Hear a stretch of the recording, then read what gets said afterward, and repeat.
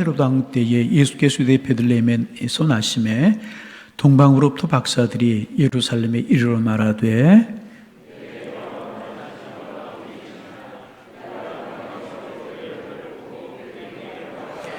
헤롯 왕과 온 예루살렘이 듣고 소동한지라.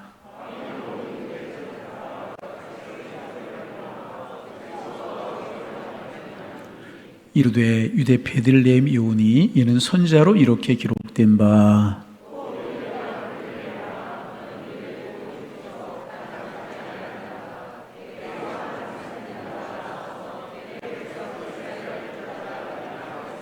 이에 헤롯이 가만히 박사들을 불러 별이 나타나는 때를 자세히 묻고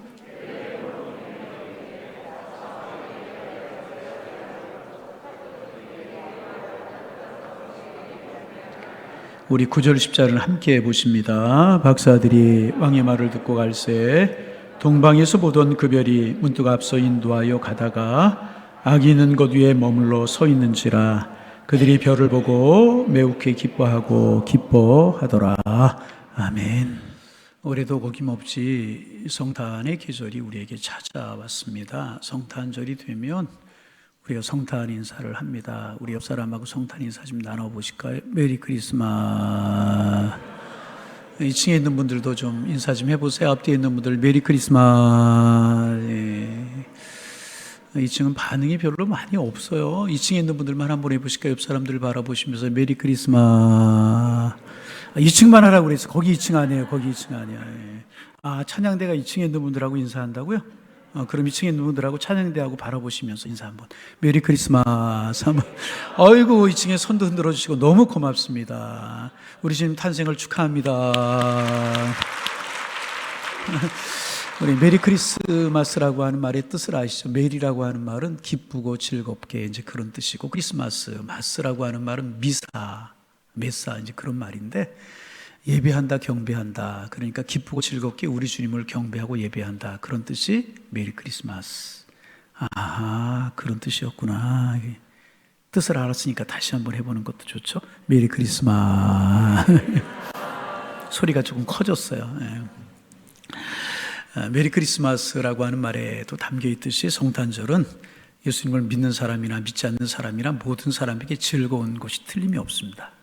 그러나 성탄의 진정한 의미를 알지 못한 채 성탄을 지내는 사람들이 의외로 많이 있습니다. 그런데 성탄의 진정한 의미를 알지 못하고 성탄절을 지내는 사람들의 모습은 비단 오늘날만 있는 것이 아니라 예수님이 탄생하신 그때도 있었습니다. 성탄의 진정한 의미를 알지 못한 채 성탄의 주님을 스쳐 지내가게 하고 그 예수님을 놓친 사람들도 있습니다. 먼저는 어떤 사람들인가? 바리새인들과 서기관들이었습니다.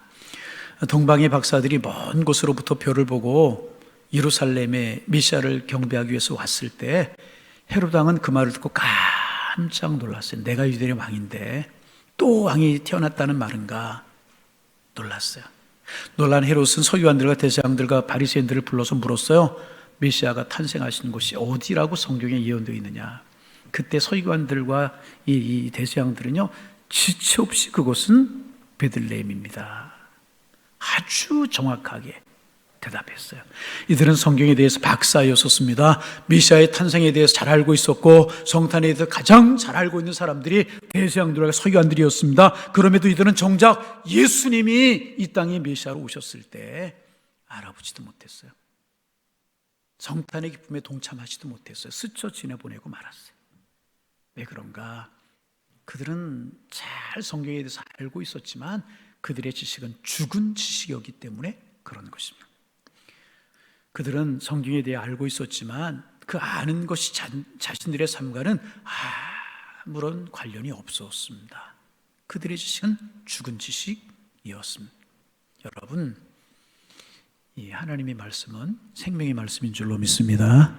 이 말씀이 우리의 삶 속에 들어올 때, 이 말씀 속에 우리의 삶이 적용될 때 우리의 삶은 그래서 변화되게 되어 있는 것입니다. 그런데 이 대장들과 서기관들은요, 하나님의 말씀에 대해서 알았지만 이 말씀이 나를 움켜잡고 나를 움직이는 그런 체험이 없었던 사람들. 말씀에 의해서 내가 변화되는 은혜가 없었던 사람들이 대제사장들과 서기관들, 종교 지도자들이었지만은 그런 은혜가 없었던 사람들, 말씀이 내 속에 들어오지 못한 사람들이었다는 것입니다. 오늘날 우리 주변에 그런 사람들 적지 않습니다. 전도를 하다 보면 성경에 대해서 해박한 지식을 가지고 있어요. 예수님이 누구시고 하나님이 누구시고 줄줄줄 이야기합니다. 그러나 하나님 예수님 믿지 못해 성탄 그들의 것이 아니에요. 여러분, 그렇게 성경에 대해서 아는 것으로 그치는 것은요, 소용없는 지식입니다. 성경을 믿고 하나님의 말씀을 믿고 그 말씀이 내 삶의 주인이 되시는가 하는 것이 중요한 것입니다. 서기관들과 대제사장들, 성경을 알아 연구하고 성경에 잘 알고 메시아에 대해서 잘 알고 있었지만 그것이 내 삶을 바꾸지 못했다는 거예요. 이것이 그들의 잘못이었습니다. 그래서 예수님이 이 땅에 메시아로 구원자로 탄생하셨지만, 성탄 주변에 있었지만 성탄의 기쁨에 동체하지 못하고 흘려 지내버리고 말았다는 거예요. 성경을 아는 지식이 그들에게는 죽은 지식이었기 때문에, 여러분, 우리에게는 살아있는 지식이 되기를 소망합니다. 아니, 지식이 아니라 사건이 되실 수 있기를 주님의 이름으로 축원합니다. 두 번째 부류의 사람들은 예루살렘 시민들이었습니다. 동방의 박사들이 별을 보고 예루살렘에 찾아와서 유대인의 왕이 태어나셨다 하자 3절에 보면 헤롯 왕과 온 예루살렘이 소동했다, 그렇게 기록하고 있어요. 오랫동안 기다려왔던 메시아가 탄생했다고 하니 온 예루살렘 사람들이 듣고 소동을 한 것입니다. 그런데 그것이 끝이었었어요. 소동하는 것이 끝이었었어요. 성경 어디를 보아도요, 예루살렘 시민들이 예수님께 나아가 무릎 꿇고 아기 예수님을 경배했다는 기록이 없어요. 듣고 소동을 했지만 소동하는 것으로 그치고 말았어요. 성탄의 기쁨에 동참하지 못했다는 거예요. 몇 해 전 옷을 하나 살 일이 있어서 옷 파는 가게에 들어간 일이 있었습니다. 가게 안으로 들어갔더니 그 안에, 가게 안에 크리스마스 트리가 아주 예쁘게 장식이 되어 있었고 크리스마스 캐롤이 그 가게 안에 꽉 차서 울려 퍼지고 이제 있었습니다. 그때가 한 11월 중순쯤 되었던 것 같은데 아직 성탄 캐롤 울려 퍼지지 않고 크리스마스 트리 하지 않는 그런 때였었어요. 그런데 조금 이른 감이 있었는데 유독 그 집만은 아주 예쁜 성탄 트리가 장식이 되어 있었고 성탄 찬송이 울려 퍼지고 있었습니다. 그래서 반가운 마음이 들었어. 이것을 가리켜 직업병이다, 그렇게 이야기를 하는데 반가운 마음이 들어서, 그래, 이왕이면 이런 집에 사주면 좋지, 우리 교회는 비록 아닐지라도 그렇게 해야 되겠다 생각이 들어서 물건 하나를 골라서 옷 하나를 고르고 포장을 해달라고 그랬어요. 포장을 하는 동안에 물었어요. 어느 교회 다니십니까? 당연히 그분이 교회 다닐 것으로 생각해서 어느 교회 다니십니까? 그랬더니 나 교회 안 다니는데요? 그러는 거예요. 마음속에 속았다, 그런 생각이 이제 들었어요. 그 물건을 물을 수 없잖아요. 그래서 이제 포장하는 동안에 성탄들이 굉장히 일찍 해놓으셨네요. 성탄절을 굉장히 기다리시는 모양입니다. 물었어요. 그랬더니 그분이 저는 성탄절을 손꼽아 기다립니다. 아니, 하나님 믿지 않고 예수님 믿지 않으시는데 왜 그렇게 성탄을 기다리십니까? 그랬더니 이분이 하시는 이야기가 경기가 하도 안 좋아서요. 경기가 하도 안 좋아서 빨리 크리스마스 때가 되어서 분위기를 내고 성탄절이 돼야 그동안 시원치 않았던 매상이 다시 올라갈 것 같아서 성탄절을 기다린다, 그렇게 이야기하셨어요. 여러분, 내 유익을 위해서, 나만을 위해서, 자기의 장사를 위해 성탄을 기다리는 사람들, 예루살렘 시민들과 비슷한 사람들. 이 땅에 태어났다고 하자 너무너무 그들은 기뻐하고 즐거워했어. 그렇지, 그렇고 말고 당연히 메시아가 이 땅에 태어나야지, 당연히 이스라엘에 오셔야지, 예루살렘에 오셔야지, 이것은 거룩한 도시고 우리의 왕인 다윗이 살던 도시 아닌가, 이곳에 시온산이 있고 하나님을 사랑했던 도성이 아닌가. 그들은 메시아가 당연히 이 땅에 와야 한다고 믿었어요. 그러나 그것으로 끝이고 말았다는 거예요. 온 예루살렘이 소동을 했지만, 난리를 쳤지만 한 사람도 예수님 탄생하셨을 때 그 자리에 오지 못했다네. 스쳐 지내보내고 말았다. 소동을 했어요. 결단하는 행동이 없었습니다. 이런 사람들은요, 주님의 탄생의 기쁨에 동참하지 못하게 되는 것입니다. 여러분, 신앙은요, 결단인 것입니다. 신앙은 결단이에요. 믿음은 내 삶이 바뀔 때 비로소 믿음이 되는 것이라. 믿노라 하면서 삶이 변화되지 않았다면 미안하지만 믿지 못하는 거예요. 여러분, 나에게 얼마나 믿음이 있는가, 내가 얼마나 하나님을 사랑하는가 하는 것은요, 마음에만 있어서는 안 되는 거예요. 입술에만 그쳐서도 안 되는 거예요. 내가 하나님을 믿는 믿음 때문에 내 삶이 구체적으로 어떻게 변화되고 가고 있는가 하는 것이라는, 내가 진정으로 하나님을 사랑하는가, 그것이 척도이라. 내 삶의 결단이 있지 않다면 내 생각과 내 믿음은 죄송하지만 허상이고 허구인 것입니다. 오늘 예루살렘 시민들 메시아를 대망했어요. 소동했어요. 하나님 믿는다고 했어요. 그러나 소당한 것으로 끝이었지 아무런 경배와 찬양이 이루어지지 않았고요, 결단 행동이 그들에게 없었다는. 세 번째, 또 한 무리의 사람들이 있었어요. 바로 베들레헴 사람들이었습니다. 베들레헴은 예루살렘으로부터 좀 떨어져 있는 작은 고을이었습니다. 지금은 예루살렘이 점점 발전돼 커가고 베들레헴이 점점 커가서 많이 가까워졌어요. 수백 년 전에 베들레헴은 작은 고을이었습니다. 그런데 이미 수백 년 전부터 예언자들을 통해서 메시아가 오시면 베들레헴에 탄생하실 것이라고 예언이 되었습니다. 그러므로 베들레헴 사람들이라고 하면 한 명도 예 없이 메시아가 탄생하시면 우리 고을에 탄생하실 것이라고 하는 사실을 알고 있었습니다. 그들은 자부심이 있었어요. 우리 고을에 메시아가 탄생하실 것이다. 그러나 정작 아기 예수님이, 메시아가, 생명의 주님이, 구주 예수님이 그 베들레헴에 탄생했지만 베들레헴 사람들 누구도 예수님을 찾아와서 경배하고 예배하지 못했습니다. 왜 그랬을까? 그들이 깨어있지 못해서 그래요. 알고는 있었지만 깨어있지 못했기 때문에 예수님이 탄생하신 그 순간을 그들은 까맣게 모르고 깨어있지 못했기 때문에. 지금도 그런 그런 그리스도인들이 적지 않게 있습니다. 나 성탄 30번째 맞이에, 나 50번째 맞이에, 아니 어떤 분들은 60번째 맞이에, 나 못할 신앙이니까 70번째 맞이에. 성탄이 너무나 익숙한 거예요. 신앙생활이 너무나 익숙한 거예요. 말씀이 너무나 익숙한 거예요. 그래서 익숙한 것은 좋지만 너무나 익숙해져서 이제는 내 마음에 감동도 감격도 없어요. 뜨거움도 없고 새로움도 없어요. 그런 사람이 있다면 베들레헴 사람들과 같은 사람들이라. 여러분, 주님 은혜에 감격이 있으십니까? 주님이 나를 사랑하신다는 감격이 있으십니까?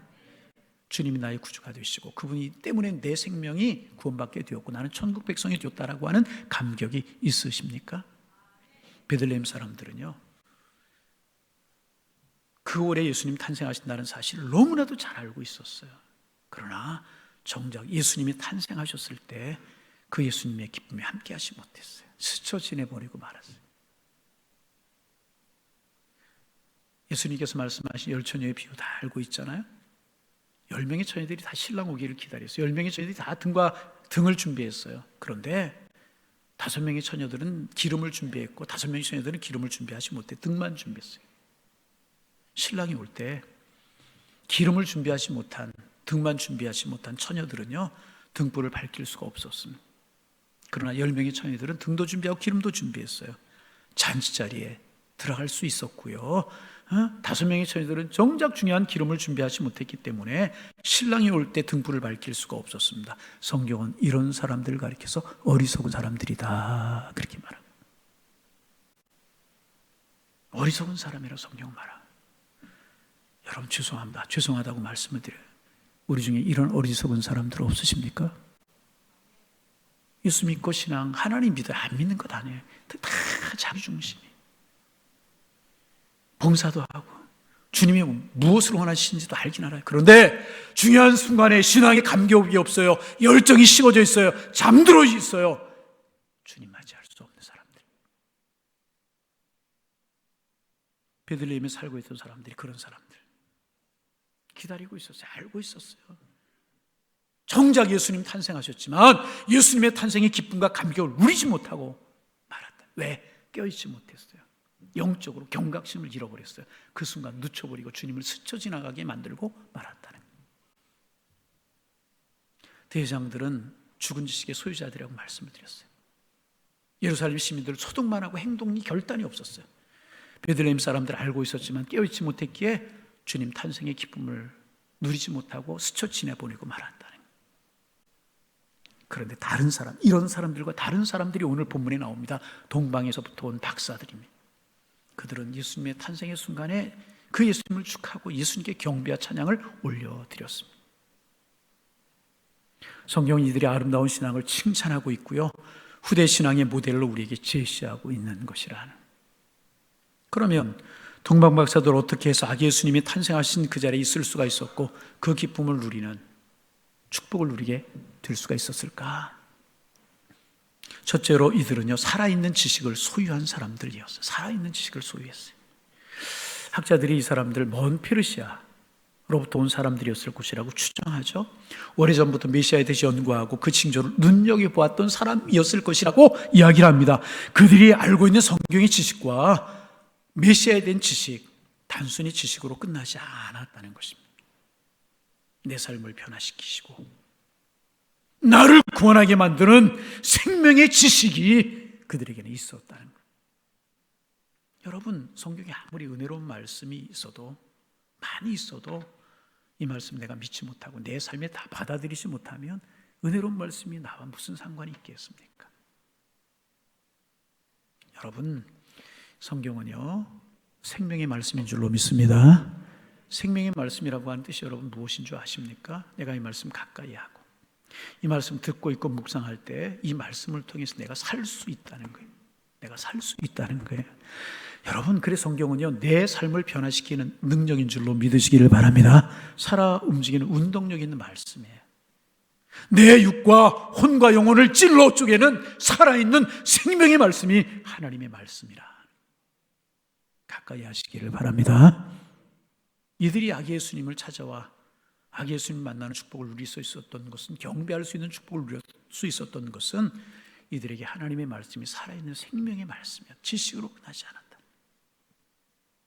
두 번째, 이들에게는 생명의 말씀을 따르는 결단과 행동이 있었어요. 아무리 많이 알고 아무리 많이 감동을 받고 아무리 찔림을 받아도 그 말씀을 통해 내 삶이 바뀌지 않고는요, 결단과 하나님이 예비하신 축복을 받을 수가 없는 거예요. 이들은 메시아에 대해서 연구하다가 별을 보았어요. 저 별이 메시아의 탄생을 알리는 별이라고 하는 것을 알았어요. 성경을 연구하다가 알게 되었어요. 거기에서 끝나지 않았어요. 그들의 시간과 그들의 물질과 그들의 모든 것을 내려놓고 그 먼 예루살렘 땅으로 그들이 기다렸던 메시아를 찾아온 곳이라. 결단과 그 결단에 따르는 행동이 있었다. 이게 믿음이고 신앙이라. 여러분 생각해 보세요. 페르시아에서 예루살렘까지 먼 거리입니다. 하루 이틀 만에 올 수 있는 거리가 아니고요, 한두 주만 해도 힘들었을 거예요. 적어도 한 개월, 한 달, 두 달은 걸렸을 것입니다. 먼 거리. 한국과 유황과 모략을 가지고 왔으니 그들의 물질이 적지 않게 들었을 것이라. 한국과 유황과 모략은요, 그 당시 화폐 대신으로 쓰이는 값진 물건들이었다고 그래요. 소중한 물질을 들였어요. 몇 달 동안 자기들의 생업을 내려놓았을 것입니다. 그러니 생업에 지장이 있지 않았겠어요? 막대한 지장이 그것도 있었지 않았겠습니까? 그러나 이들은요, 그런 거 다 내려놨어요. 주님을 위해서, 주님을 경배하기 내려놨어요. 결단이 있었고 행동이 있었다. 그랬기에 이들은 아기 예수님이 탄생하시는 그 자리에 함께 할 수 있는 축복을 얻었고 정말 기쁨을 누릴 수가 있었다는 것입니다. 결단이 있었고 지식이 있었고 시에 따른 결단이 있었고 거기에 따른 행동이 있었다는. 세 번째, 이들은 예물을 준비해서 아기 예수님께 나왔습니다. 여러분, 우리가 알잖아요. 경험해 봤잖아요. 진정한 행복과 진정한 기쁨은요, 받을 때보다 줄 때 있다는 사실 우리가 잘 알잖아요. 그래서 아무리 귀한 선물 받아도 5년, 10년 지나면 잊어버리잖아요. 그죠? 그런데 내가 준 고귀한 선물은요, 여러분 어떠신지 몰라도 저는요, 죽을 때까지 안 잊어버릴 것 같아요. 내가 준 것은. 무슨 뜻이에요? 받을 때의 기쁨보다 줄 때의 기쁨이 훨씬 더 큰 것입니다. 그리고 그런 기쁨은 하나님에 의해서 축복으로 되돌아오게 된다는 거예요. 동방 박사가 황금과 유황과 모략을 드렸어요. 신앙적인 의미가 있어요. 황금은요, 예수님이 왕 중에 왕이 되신다는 사실을 증거하는 거예요. 황금은 모든 보석 중에 최고의 보석이잖아요. 그래서 왕들의 이 관이 전부 다 금으로 되어 있잖아요. 동방 박사들이 아기 예수님께 황금을 드렸다는 것은요, 우리 예수님이 왕 중에 왕이시다, 영원한 왕이시다, 그런 것을 표시하는 거예요. 유향을 주님 앞에 드렸어요. 유향은 제사장들이 제사를 드릴 때 쓰여지던 물건이었습니다. 고귀한 유향을 드렸다고 그래요. 이것은 뭐냐면 예수님이 제사장 중에 제사장이었다라고 하는 사실을 나타내 보여주고 있는 것입니다. 우리 예수님 온 인류의 죄를 대속하시고 죄하고 우리는 하나님께로부터 멀어진 우리를 하나님께로 인도하는 대제사장 되신 이분이 아기 예수님이다 라고 하는 것을 증거하고 있는 것이라. 그것을 유향을 드리므로 한다. 예수님으로 말미암아 우리가 살아나게 될 것이다 하는 것을 나타내고 있는. 모략이라고 하는 것은 사람이 죽은 후에 시신에 바르는 방부제와 같은 거예요. 냄새를 없애주고 줄여주고 시신을 서서히 썩게 하는 그런 기능이 있었다고 해요. 아주 고귀한 고가였었다고 그래요. 그 모략을 드림으로 메시아가 어떻게 죽을 것인가, 이 구주 예수님이 어떻게 죽을 것인가를 나타내고 있는 것입니다. 우리를 위해 죽으실 고귀한 희생을 상징하고 있는 것이라. 동방박사들이 이런 사실을 알고 드렸는지 모르고 드렸는지 모르겠어요. 그러나 하나님이 이 일을 통해서 메시아신 아기 예수님이 앞으로 걸어갈 길을 우리에게 보여주고, 왕 중에 왕이시다, 제사장 중에 대제사장이시다, 우리를 대속할 메시아시다, 이런 것을 보여주고 있는 것입니다. 마지막 네 번, 이 동방박사들은 고귀한 예물을 주님 앞에 드렸어요. 마지막 네 번째로 이 동방박사들은요, 순종의 사람들이었습니다. 조금 집중이 흐트러지는 것 같아요. 따라합니다. 동방박사들은 순종의 사람들이었습니다. 할렐루야, 할렐루야. 동방으로 봐서 이곳에 유대인의 왕이 태어났다고 박사들이 헤롯에게 이야기하자 헤롯 왕이 동방박사에게 말합니다. 그 아기를 찾거든 내게도 알려달라. 나도 가서 그에게 경배하겠다. 뻥이었어요. 거짓말이었어요. 그 아기를 죽이려고. 왜? 자기가 왕인데 또 다른 왕이 있으면 안 되니까. 그런데 동방박사들이 아기 예수님께 경배하던 그날 밤에 천사가 나타나서 헤롯에게로 가지 말고 다른 길로 돌아가라. 그러자 동방박사들은요, 왕의 명령을 따르지 않고요, 하나님의 명령을 따랐어요. 아마 이들이 왕에게 돌아가서 그 왕이 마hab관에 태어났다 이렇게 말하면 헤롯이 군사를 보냈을 거예요. 아기 예수님을 죽이려고 했을 것이고요. 동방박사들이 입을 막기 위해서 동방박사들을 죽였을지도 모르겠어요. 그러나 동방박사들은요, 왕의 명령이 아니라 하나님의 명령에 순종하였어요. 아기 예수님의 생명도 구할 수 있었고요, 자신들의 생명도 얻을 수가 있었습니다. 그들은요, 순종의 사람들이었습니다. 세상의 어떤 가치보다도, 세상의 어떤 지체 높은 사람의 말보다도 하나님의 말씀에 순종하는 사람들이었기에 이 땅에 탄생하시는 그 놀랍고 기쁨의 자리에 메시아가 탄생하시는 고귀한 자리에 동참할 수 있었고요, 그들은 위대한 신앙의 모델로 성경에 기록될 수가 있었다는 것입니다. 생명의 말씀을 소유한 사람들, 말씀에 따라 결단 있고 행동 있는 사람들, 가장 이 귀한 예물을 하나님 앞에 드리고 하나님 앞에 순종하는 사람들이 동방박사들이었습니다. 그러자 정말 이들은요, 큰 기쁨을 누리는 사람들이 되었는데요, 오늘 성경에 보면 이들이 누린 기쁨에 대해 10절에 이렇게 말하고 있어요. 저희가 별을 보고 가장 크게 기뻐하고 기뻐하더라. 할렐루야, 할렐루야. 저희가 별을 보고 가장 크게 기뻐하고 기뻐하더라. 한번 따라합니다. 기뻐하고 기뻐하더라. 근데 기뻐하고 기뻐하는 것은 끝나지 않고 그 앞에 크게 기뻐하고 기뻐하더라. 크게 기뻐하고 기뻐하더라 끝나지 않고요, 가장 크게 기뻐하고 기뻐하더라. 거듭해서 이들의 인생에, 이들의 생애의 삶 속에 이보다 더 기쁘고 이보다 즐겁고 이보다 더 행복한 그런 순간이 없었다니, 가장 크게 기뻐하고 기뻐하더라. 이들의 인생에 이런 경험을 해본 적이 없었어요. 그만큼 기쁘고 그만큼 행복하고 그만큼 아름다운 일을 경험했다는 것입니다. 여러분, 이런 축복 누리며 살아가는 하나님의 사람들 되실 수 있기를 주님의 이름으로 축원합니다. 주님의 탄생은 바로 이런 기쁨을 우리에게 준 사건이라는 거예요. 왜요? 그분으로 말미암아 죄에 빠진 우리의 인생이 소망을 가지고 생명을 얻게 되었잖아요. 왜? 더럽고 추악해서 냄새나는 내 죄악이 그 그리스도의 탄생으로 다 사해지게 되었잖아요. 지옥 백성으로 멸망받을 수밖에 없는 우리가 예수 그리스도의 탄생을 통하여 영원한 생명의 길을 얻게 되었고 천국 백성이 되었고 하나님의 자녀가 되는 축복을 얻었으니 여러분 왜 기쁘고 왜 은혜롭고 왜 아름다운 것이 아니냐 말이죠. 여러분, 우리가 구원받고 우리가 생명을 얻고 우리가 하나님의 백성 되었고 천국 백성 되었던 이 사실보다 더 귀하고 아름다운 사건이 어디 있습니까? 할렐루야!